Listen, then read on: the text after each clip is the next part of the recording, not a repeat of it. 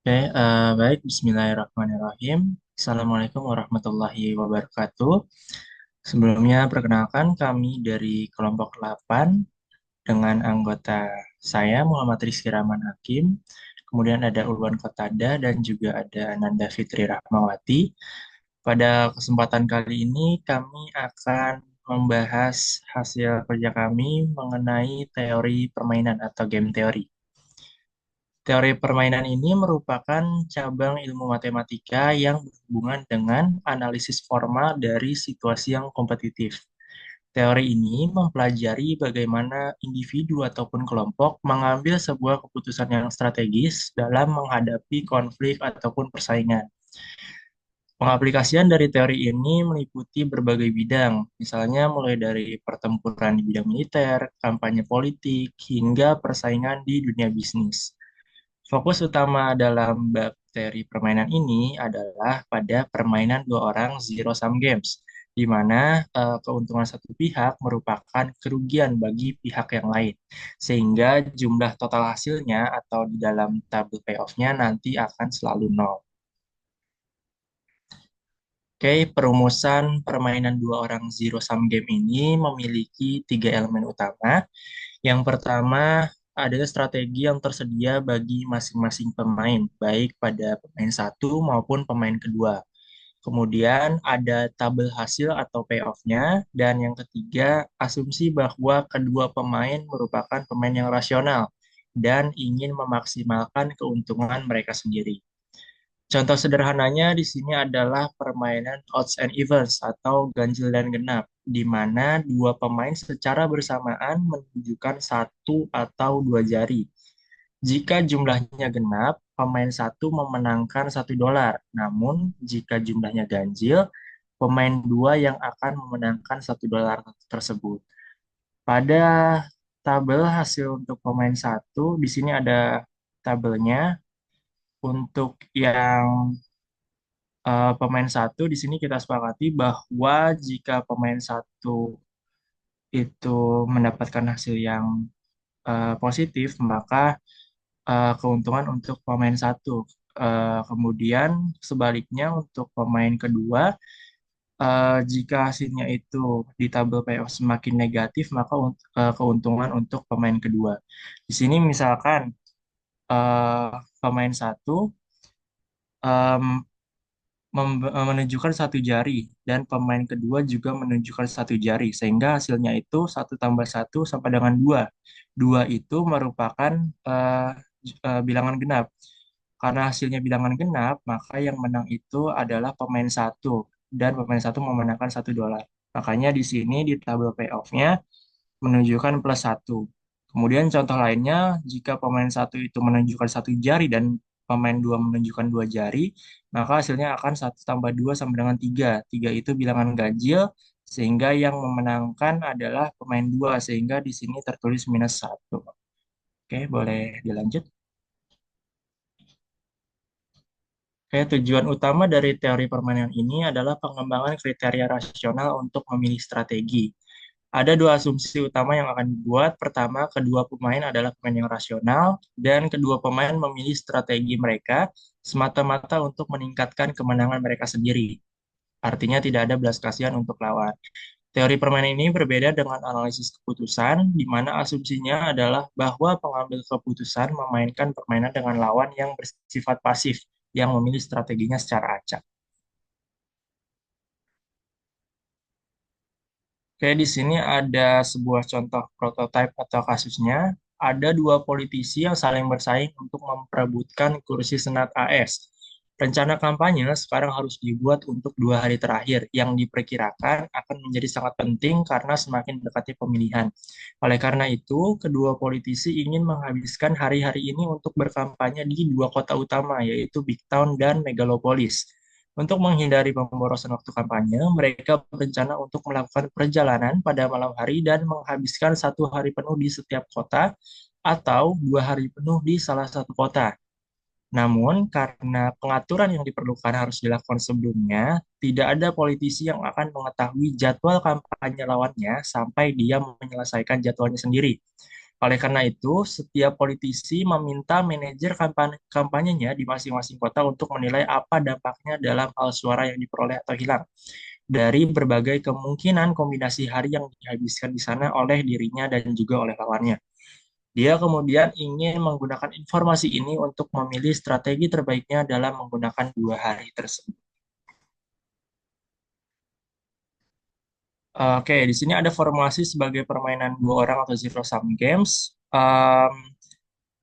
Kita identifikasi 2 pemain yang tentunya kedua politisi. Strategi untuk setiap pemainnya adalah sebagai berikut. Strategi yang pertama, menghabiskan 1 hari di setiap kota. Strategi yang kedua itu menghabiskan kedua hari di Big Town. Atau strategi yang ketiga, menghabiskan kedua hari di Megalopolis. Kemudian ketiga strategi ini dimasukkan ke dalam bentuk tabel nantinya untuk strategi politisi pertama dan strategi politisi yang kedua. Entry yang tepat untuk tabel payoff ini bagi politisi satu adalah total suara bersih yang dimenangkan dari lawannya yang dihasilkan dari 2 hari kampanye ini. Teori permainan mengasumsikan bahwa kedua pemain menggunakan formulasi yang sama, termasuk imbalan yang sama untuk pemain satu untuk memilih strategi mereka. Oke, boleh di next. Oke, ini ada tabel payoff-nya untuk pemain satu, untuk variasi satu dari masalah politik, masalah kampanye. Sebuah strategi didominasi oleh strategi kedua jika strategi kedua selalu setidaknya sama baiknya dan terkadang lebih baik terlepas dari apa yang dilakukan lawan. Strategi yang didominasi dapat segera dieliminasi. Pada awalnya, tabel tidak menyertakan strategi yang didominasi untuk pemain dua, akan tetapi untuk pemain satu, strategi tiga akan selalu didominasi oleh strategi satu karena strategi satu memiliki hasil yang lebih besar. Bisa kita lihat di tabelnya itu pada strategi satu pemain satu itu akan selalu mendominasi strategi tiga dari pemain satu, yaitu angka satu lebih dari angka nol, kemudian angka dua lebih dari satu, empat lebih dari min satu. Sehingga dengan menghilangkan strategi tiga dari pertimbangan lebih lanjut akan menghasilkan tabel hasil yang lebih kecil. Tabelnya seperti yang di bawah. Oke, boleh di next. Karena kedua pemain diasumsikan rasional, pemain dua juga dapat menyimpulkan bahwa pemain satu hanya memiliki 2 strategi yang tersisa untuk dipertimbangkan. Oleh karena itu, pemain dua sekarang memiliki strategi yang didominasi oleh strategi tiga, yang selalu memiliki kerugian yang karena strategi satu dan dua itu selalu memiliki kerugian yang lebih kecil untuk pemain dua. Seperti yang tadi kita ingat, semakin positif nilai di strategi pemain satu itu akan menghasilkan keuntungan untuk pemain satu. Tetapi untuk pemain dua, semakin negatif nilai di tabel itu semakin menghasilkan keuntungan pada pemain dua. Nah, pada tabel ini menghilangkan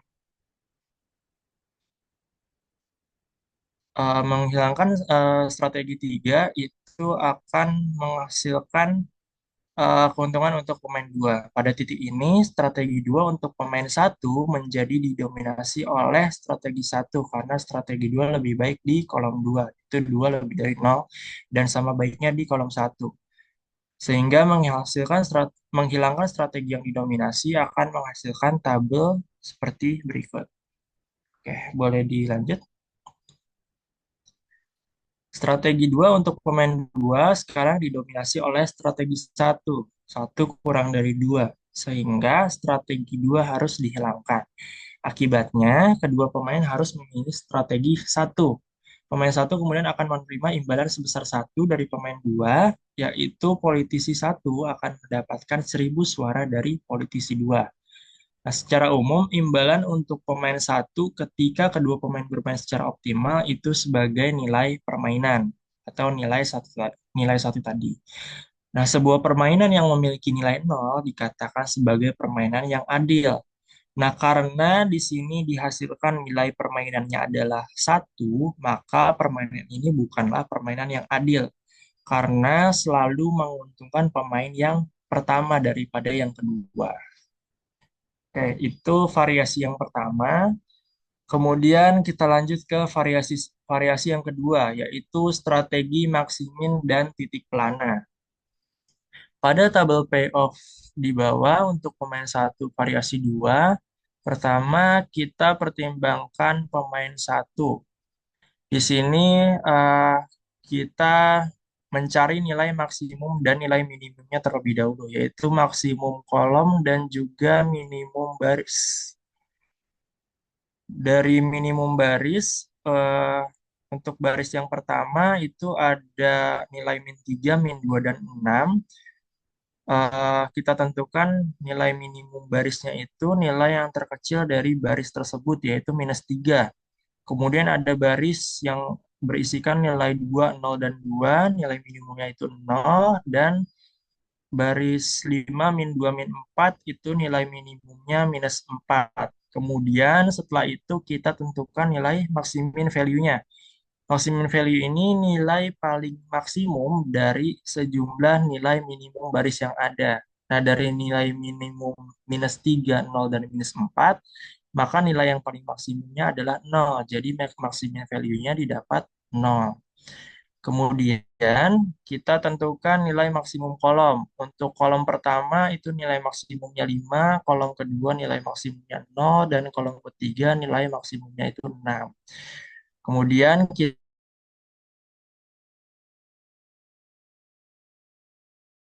nilai maksimum kolom yang ada. Nah, dari nilai maksimum 5, 0, dan 6, nilai paling minimumnya itu yaitu 0. Sehingga di sini didapat nilai maksimin value dan juga minimax value-nya itu sama, yaitu 0. Sehingga mencapai titik pelana di sini. Nah, dengan memilih strategi satu, pemain satu itu bisa menang 6 atau kalah sebanyak 3. Namun karena pemain dua ini rasional dan akan mencari strategi yang akan melindungi dirinya sendiri, sepertinya pemain satu akan mengalami kerugian dengan memainkan strategi satu tersebut. Demikian pula dengan memilih strategi tiga, pemain satu dapat memenangkan 5, tetapi kemungkinan besar lawan yang rasional akan menghindari kerugian ini dan malah memberikan kerugian pada pemain satu yang bisa sebesar 4. Itu kalimat ini tertera di tabel pada baris yang pertama dan baris yang ketiga. Nah, di sisi lain, jika pemain satu memilih strategi dua, ia dijamin tidak akan kehilangan apapun dan bahkan dapat memenangkan sesuatu. Oleh karena itu, karena memberikan jaminan terbaik yaitu hasilnya nol, strategi dua tampaknya merupakan pilihan yang rasional bagi pemain satu untuk melawan lawannya yang rasional. Garis penilaian ini mengasumsikan bahwa kedua pemain tidak mau mengambil resiko kerugian yang lebih besar. Berbeda dengan orang-orang yang terlibat dalam perjudian tentunya, yang selalu ingin mendapatkan hasil yang paling besar dengan peluang yang besar pula. Nah, sekarang kita perhatikan pemain dua. Dari sisi pemain dua, dia bisa kehilangan sebanyak 5 atau 6 dengan menggunakan strategi satu atau tiga, tetapi dijamin setidaknya mencapai titik impas dengan strategi dua, yaitu nol. Karena di strategi duanya, di kolom 2 pemain 2 itu nilainya minus 2, 0, dan minus 2. Jadi kemungkinannya impas atau nol atau dia mendapatkan 2 dari pemain satu. Oke, pilihan yang jelas tentunya adalah strategi yang kedua. Jika kedua pemain memilih strategi dua, hasilnya tentunya mencapai titik impas. Yang dalam kasus ini tidak ada pemain yang meningkatkan jaminan terbaiknya, tapi setidaknya keduanya juga memaksa lawan ke posisi yang sama.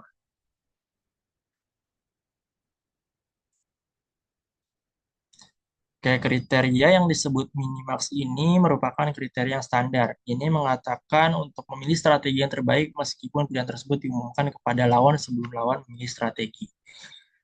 Kemudian perhatikan fakta bahwa entry yang sama pada tabel payoff menghasilkan nilai maksimin dan juga minimax. Alasannya karena entry ini merupakan nilai minimum pada baris dan maksimum pada kolom atau disebut titik plana atau saddle point. Fakta bahwa permainan ini memiliki titik plana sebenarnya sangat penting dalam menentukan bagaimana permainan ini harus dimainkan. Karena ada titik pelana tersebut, tidak ada pemain yang dapat memanfaatkan strategi lawan untuk meningkatkan posisinya sendiri. Oleh karena itu, eh, karena karena memiliki titik pelana, jadi solusi ini merupakan solusi yang stabil atau solusi keseimbangan, sehingga pemain satu dan dua harus secara eksklusif menggunakan strategi maksim dan minimax ini untuk mereka masing-masing.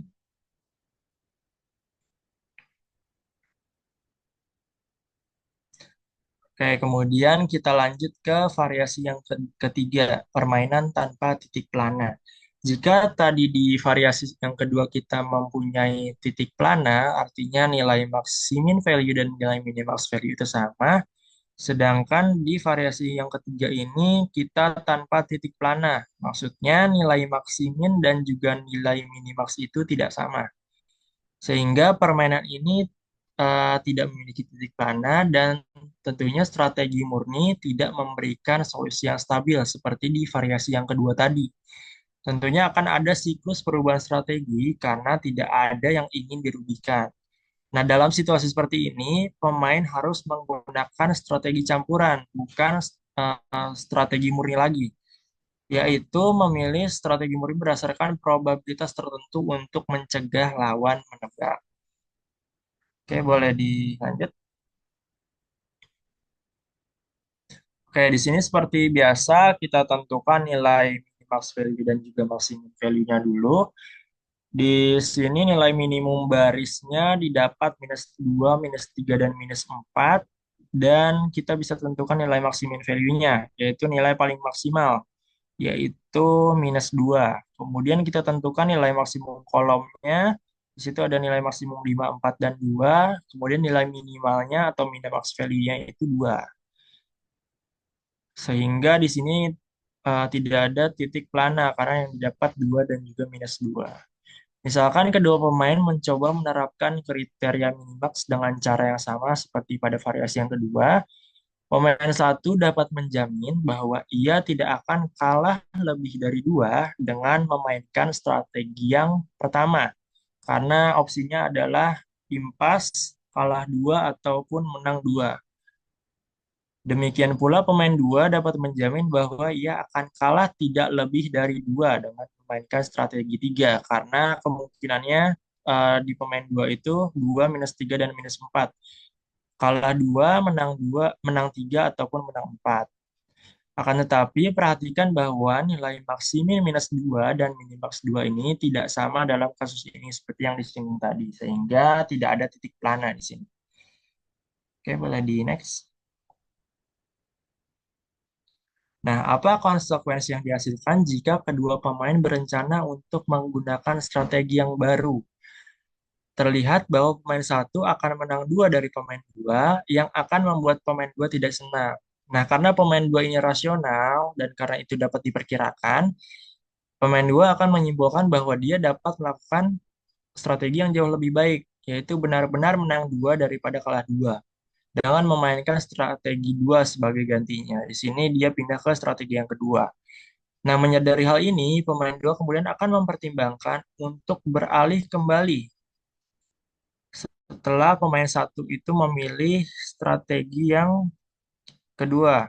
Pemain dua akan beralih kembali ke strategi yang ketiga untuk mengubah kerugian 4 menjadi keuntungan 3. Kemungkinan peralihan ini akan menyebabkan pemain satu mempertimbangkan untuk kembali menggunakan strategi satu. Pemain satu menggeser lagi ke strategi yang ke satu. Dan kemudian seluruh siklus ini akan dimulai lagi secara terus-menerus, tergantung pada keputusan yang dihasilkan oleh lawannya. Oleh karena itu, meskipun permainan ini hanya dimainkan satu kali, setiap pilihan ini akan selalu tentatif dari sebuah strategi yang membuat pemain tersebut memiliki motif untuk mempertimbangkan perubahan strategi, baik untuk mengambil keuntungan dari lawannya atau mencegah lawan mengambil keuntungan darinya yang menyebabkan dia sendiri rugi. Oke, boleh di next. Nah, kesimpulannya, Solusi yang awalnya disarankan yaitu pemain satu memainkan strategi satu dan pemain dua memainkan strategi tiga itu adalah solusi yang tidak stabil karena tabel payoff-nya tidak punya titik plana sehingga perlu dikembangkan solusi yang lebih memuaskan dengan strategi campuran tadi. Fakta kuncinya tampaknya adalah bahwa setiap kali strategi seorang pemain dapat diprediksi, lawan dapat memanfaatkan informasi ini untuk meningkatkan posisinya dengan menggunakan strategi campuran. Oleh karena itu, fitur penting dari rencana rasional untuk memainkan permainan seperti ini adalah bahwa tidak ada pemain yang dapat menyimpulkan strategi mana yang akan digunakan oleh pemain lain. Sehingga daripada menerapkan beberapa kriteria yang diketahui, akan lebih baik jika memilih strategi alternatifnya secara acak. Nah, dengan melakukan ini, tidak ada pemain yang tahu sebelumnya strategi mana yang akan digunakan, apalagi yang akan dilakukan oleh lawannya. Kayak di sini ada penjelasan permainan dengan strategi campuran. Bagian ini membahas pendekatan teori permainan ketika tidak terdapat titik plana dalam suatu permainan, seperti yang dicontohkan pada variasi 3 tadi. Dalam situasi seperti ini, strategi murni tentunya tidak cukup untuk menghasilkan solusi yang stabil, sehingga perlu menggunakan strategi campuran, yaitu memilih antara strategi-strategi murni tadi secara acak berdasarkan distribusi probabilitas. Misalkan pemain satu menggunakan strategi campuran X1, X2, sampai Xm, di mana Xi merupakan probabilitas menggunakan strategi ke I. Begitu juga pemain dua menggunakan strategi campuran Y1, Y2, sampai Yn, di mana Yj merupakan strategi ke J. Probabilitas-probabilitas ini harus memenuhi syarat yang pertama, Xi, Yj-nya itu lebih dari sama dengan 0, jumlah seluruh Xi sama dengan 1, dan Yj-nya juga 1. Ketika permainan dimainkan, pemain menggunakan alat acak seperti koin ataupun dadu untuk memilih strategi murni berdasarkan distribusi probabilitas yang telah ditentukan sebelumnya. Di sini ada nilai harapan atau expected payoff. Nilai yang diharapkan dari hasil permainan bagi pemain satu dapat dihitung dengan menggunakan S sama dengan sigma dari I sama dengan 1 sampai M, sigma J sama dengan 1 sampai N, PI, PIJ, XI, YJ. Di mana PIJ merupakan nilai payoff jika pemain satu memilih strategi ke I dan pemain dua memilih strategi ke J. Contoh, misalkan jika hanya 4 hasil yang mungkin, misalkan -2, 2, 4, dan -3. Masing-masing tentunya probabilitasnya 1 dari 4 atau 1/4. Maka hasil yang diharapkan itu 1/4 kita kalikan dengan nilai-nilai hasil yang mungkin, yaitu -2 tambah 2 tambah 4 dikurang 3. Sehingga didapat 1/4 dikali 1 sama dengan 1/4. Nah, kriteria minimax untuk strategi campuran pada teori permainan ini memperluas kriteria minimax dan juga maksimin dengan tujuan pemain satu memilih strategi campuran yang memaksimalkan hasil minimum yang diharapkan dan pemain dua memilih strategi campuran yang meminimalkan hasil maksimum yang diharapkan bagi pemain satu tadi. Jadi secara berkebalikan antara pemain satu dan pemain dua ini. Strategi campuran yang optimal menurut kriteria ini disebut sebagai strategi minimax untuk pemain dua dan strategi maksimin untuk pemain satu dari sisi pemain satu. Teori minimax dalam permainan dua orang zero sum games menggunakan strategi campuran. Akan selalu ada strategi campuran yang optimal untuk masing-masing pemain dan nilai minimum hasil yang diharapkan untuk pemain satu itu akan sama dengan nilai maksimum hasil yang dapat dicegah oleh pemain yang kedua. Artinya, nilai permainannya itu akan selalu sama. Tidak ada pemain yang bisa memperoleh hasil lebih baik dengan mengubah strategi secara sepihak. Jadi akan selalu berkesinambungan antara pemain satu dan pemain dua ini untuk memilih strategi apa yang akan diterapkan selanjutnya.